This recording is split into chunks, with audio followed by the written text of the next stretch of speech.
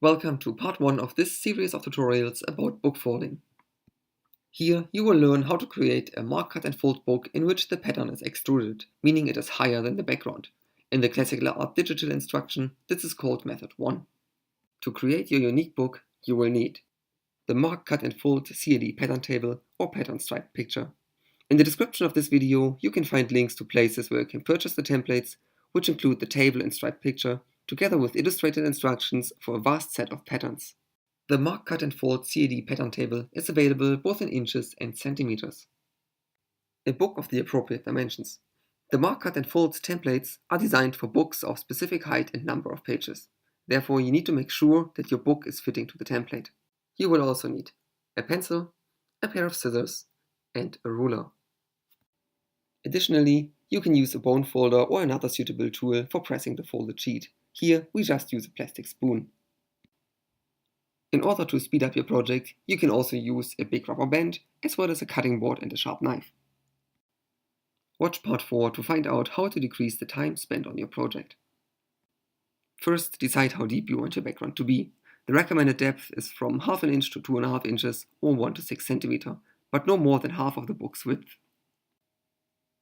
Measure this length from the edge of your book and draw a line parallel to the fore edge. Next, draw a second parallel line further inside the book. This second line should be around 1.5 times the distance of the first line from the fore edge. The deeper the second line is, the less the pattern will be extruded from the background. Here, the first line is drawn at a distance of 4 cm from the fore edge and the second line at a distance of 6 cm. The next step is to mark where pattern stripes begin and end on the sheet. For this, you may use the mark, cut and fold CAD pattern table or the pattern striped picture.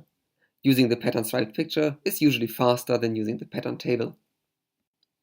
However, the pattern picture only shows where to place marks, but it is harder to notice which sheets should be left without marks. This information is important for patterns which have empty space inside and for centering the pattern. To get the correct number of unmarked sheets, look in the mark, cut and fold CAD pattern table. Empty rows mean that there should not be any marks on the corresponding page. For each mark, you need to make a cut inside the book. In order to ensure that the cuts are straight, draw perpendicular lines between the first line and the fore edge, and then cut along these lines. We have just obtained pattern parts and background parts. Background parts are folded completely, meaning as deep as the cut allows. The pattern parts should be folded such that the edge of the pattern parts is aligned with the second line. Repeat these steps for every sheet in the book to get the final result.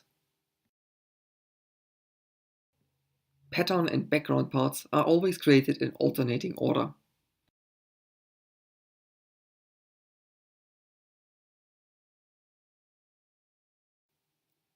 Some of the mark, cut and fold CAD instructions also contain a texture. It can be used to decorate the inside parts of the cover, which are now visible. Mark, cut, fold and enjoy your book with Classical Art Digital.